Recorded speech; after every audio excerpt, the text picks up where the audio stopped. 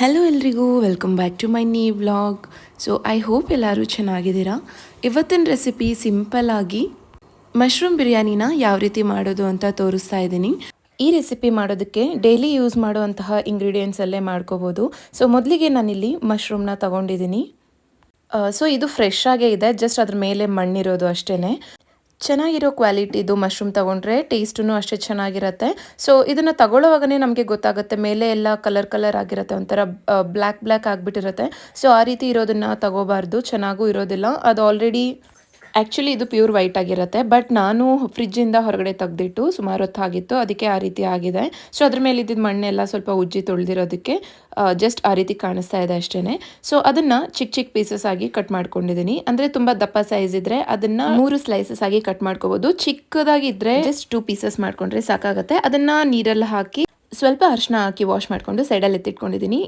ಈಗ ಒಂದು ಕುಕ್ಕರ್ನ ಬಿಸಿ ಮಾಡೋಕ್ಕೆ ಇಟ್ಕೊಂಡು ಒಂದು 1/4 ಕಪ್ಪಷ್ಟು ತುಪ್ಪ ಮತ್ತು ಎಣ್ಣೆ ಎರಡನ್ನೂ ಸೇರಿಸ್ಕೊಂಡಿದ್ದೀನಿ. ನೀವು ಬೇಕಾದರೆ ಕಂಪ್ಲೀಟಾಗಿ ತುಪ್ಪದಲ್ಲೇ ಮಾಡ್ಬೋದು, ಅದು ಕೂಡ ತುಂಬ ಟೇಸ್ಟಿಯಾಗಿರುತ್ತೆ. ಎಣ್ಣೆ ಅಥವಾ ತುಪ್ಪ ಬಿಸಿ ಆದಮೇಲೆ ಮಸಾಲ ಸ್ಪೈಸಸ್ನ ಆ್ಯಡ್ ಮಾಡ್ಕೊಂಡಿದ್ದೀನಿ. ಚಕ್ಕೆ, ಲವಂಗ, ನಿಮ್ಮ ಹತ್ರ ಅನಾನಸ್ ಹೂವು ಇದ್ದರೆ ಅದನ್ನು ಆ್ಯಡ್ ಮಾಡ್ಕೋಬೋದು. ಸ್ವಲ್ಪ ಸಾಸಿವೆ, 2ರಿಂದ 3 ಲವಂಗ, 2 ಏಲಕ್ಕಿ, ಪಲಾವ್ ಎಲೆ ಹಾಕ್ಕೊಂಡಿದ್ದೀನಿ. ಅದೊಂದು 2 ಸೆಕೆಂಡ್ ಫ್ರೈ ಮಾಡಿಬಿಟ್ಟು ಸ್ವಲ್ಪ ಕರಿಬೇವನ್ನ ಹಾಕ್ಕೊಂಡಿದ್ದೀನಿ. ಇದನ್ನು ಲೋ ಫ್ಲೇಮಲ್ಲೇ ಇಟ್ಕೊಂಡು ಮಾಡೋದ್ರಿಂದ ಚೆನ್ನಾಗಿರುತ್ತೆ. ನಂತರ 1 ಟೇಬಲ್ ಸ್ಪೂನಷ್ಟು ಕಸ್ತೂರಿ ಮೇಥಿನ ಹಾಕ್ಕೊಂಡಿದ್ದೀನಿ. ಆ್ಯಂಡ್ ಇಲ್ಲಿ ಮೀಡಿಯಮ್ ಸೈಜ್ ಈರುಳ್ಳಿನ 2 ಸ್ಲೈಸಸ್ ಆಗಿ ಕಟ್ ಮಾಡಿಕೊಂಡು ಆ್ಯಡ್ ಮಾಡ್ಕೊಂಡಿದ್ದೀನಿ. ಸೊ ಇದು ಈರುಳ್ಳಿನ ಗೋಲ್ಡನ್ ಕಲರ್ ಬ್ರೌನ್ ಬರೋವರೆಗೂ ಚೆನ್ನಾಗಿ ಫ್ರೈ ಮಾಡ್ಕೋಬೇಕಾಗತ್ತೆ. ಮೀಡಿಯಮ್ ಫ್ಲೇಮಲ್ಲಿ ಇಟ್ಕೊಂಡು ಕುಕ್ ಮಾಡ್ಕೊಳ್ಳಿ. ಸೊ 2 ಮಿನಿಟ್ಸ್ ಆದಮೇಲೆ ಈರುಳ್ಳಿ ಫ್ರೈ ಆಗಿರುತ್ತೆ ಅಲ್ವಾ.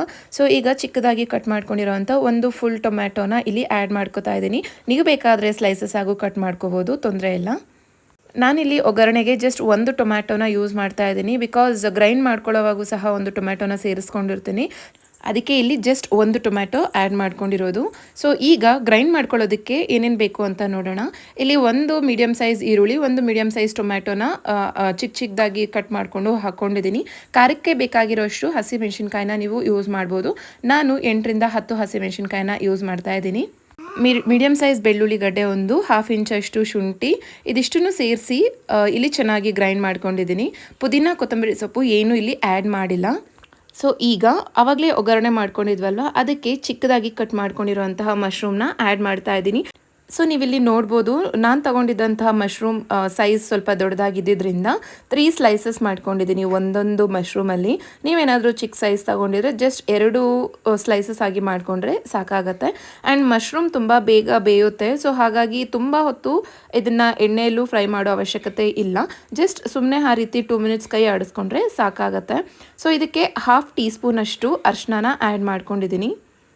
ಆ್ಯಂಡ್ ಇದನ್ನು ಮೀಡಿಯಮ್ ಫ್ಲೇಮಲ್ಲೇ ಇಟ್ಕೊಂಡು ಫ್ರೈ ಮಾಡ್ಕೋಬೇಕು.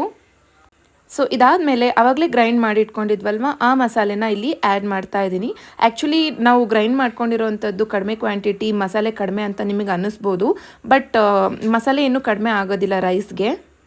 ಇಲ್ಲಿ ಕೆಲವೊಂದಷ್ಟು ಮಸಾಲ ಪೌಡರ್ಗಳನ್ನ ಆ್ಯಡ್ ಮಾಡೋದ್ರಿಂದ ಸೊ ಮಸಾಲೆ ಎಲ್ಲ ಕರೆಕ್ಟಾಗಿ ಸಾಕಾಗತ್ತೆ.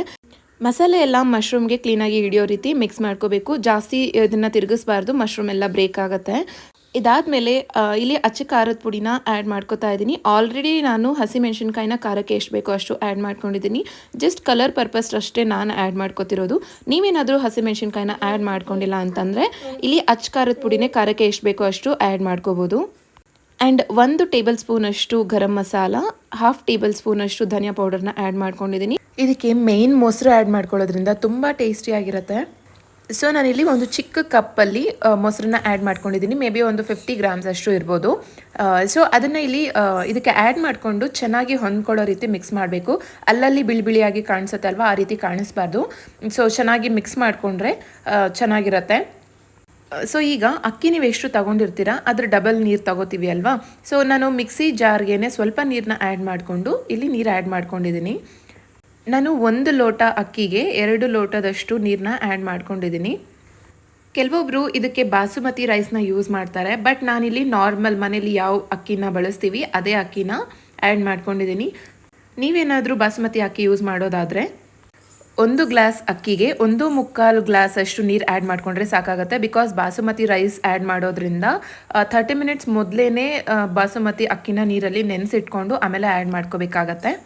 ಸೊ ನಾನಿಲ್ಲಿ ಅಕ್ಕಿನ ಆ್ಯಡ್ ಮಾಡಿಕೊಂಡು ಟೇಸ್ಟ್ಗೆ ಬೇಕಾಗಿರೋಷ್ಟು ಸಾಲ್ಟ್ ಆ್ಯಡ್ ಮಾಡ್ಕೊಂಡಿದ್ದೀನಿ ಆ್ಯಂಡ್ ಒಂದು ಕೈ ಹಿಡಿಯೋಷ್ಟು ಪುದೀನ, ಒಂದು ಕೈ ಹಿಡಿಯೋಷ್ಟು ಕೊತ್ತಂಬರಿ ಸೊಪ್ಪನ್ನ ಚಿಕ್ಕದಾಗಿ ಚಾಪ್ ಮಾಡಿಬಿಟ್ಟು ಇದಕ್ಕೆ ಆ್ಯಡ್ ಮಾಡಿಕೊಂಡು ಚೆನ್ನಾಗಿ ಮಿಕ್ಸ್ ಮಾಡಿ ಕುಕ್ಕರ್ ಲಿಡ್ನ ಕ್ಲೋಸ್ ಮಾಡಿ 3 ವಿಷಲ್ ಬರೋವಷ್ಟವರೆಗೂ ಕುಕ್ಕರಲ್ಲಿ ಕೂಗಿಸ್ಕೊಂಡಿದ್ದೀನಿ. ಸೊ ಉದ್ರುದ್ರಾಗಿ ಎಷ್ಟು ಚೆನ್ನಾಗಿ ಅನ್ನ ಬಂದಿದೆ ಗೊತ್ತಾ. ಸೊ ಬಾಸುಮತಿ ರೈಸ್ ಯೂಸ್ ಮಾಡೋದ್ರಿಂದ ಇನ್ನೂ ಚೆನ್ನಾಗಿ ಬರುತ್ತೆ. ಇದು ಬಾಸುಮತಿ ರೈಸ್ ಇಲ್ಲ ಅಂದರೆ ನೀವು ನಾರ್ಮಲ್ ರೈಸಲ್ಲೂ ಸಹ ಮಾಡ್ಕೋಬೋದು. ಸೊ ನಾವು ಆ್ಯಡ್ ಮಾಡಿರೋ ಮಸಾಲೆ ಎಲ್ಲ ಅನ್ನಕ್ಕೆ ಚೆನ್ನಾಗಿ ಹಿಡಿದಿರುತ್ತೆ, ತುಂಬಾ ಟೇಸ್ಟಿಯಾಗಿದೆ. ಸೊ ಇದನ್ನು ನೀವು ಚಟ್ನಿ ಅಥವಾ ರೈತಾ ಜೊತೆ ಸರ್ವ್ ಮಾಡಿಕೊಂಡ್ರೆ ತುಂಬ ಟೇಸ್ಟಿಯಾಗಿರುತ್ತೆ. ಸೊ ಹೋಪ್ ನಿಮಗೂ ಈ ವಿಡಿಯೋ ಇಷ್ಟ ಆಗುತ್ತೆ. ನೀವು ಮನೇಲಿ ಟ್ರೈ ಮಾಡಿ, ಖಂಡಿತ ತುಂಬ ಟೇಸ್ಟಿಯಾಗಿರೋ ಅಂಥ ಮಶ್ರೂಮ್ ಬಿರಿಯಾನಿನ ಮನೇಲೇ ಮಾಡ್ಕೋತೀರಾ. ರೆಸಿಪಿ ಇಷ್ಟ ಆಗಿದ್ರೆ ಒಂದು ಲೈಕ್ ಮಾಡಿ, ಹಾಗೆ ನನ್ನ ಚಾನೆಲ್ನ ಸಬ್ಸ್ಕ್ರೈಬ್ ಮಾಡೋದನ್ನು ಮರಿಬೇಡಿ. ಬಾಯ್.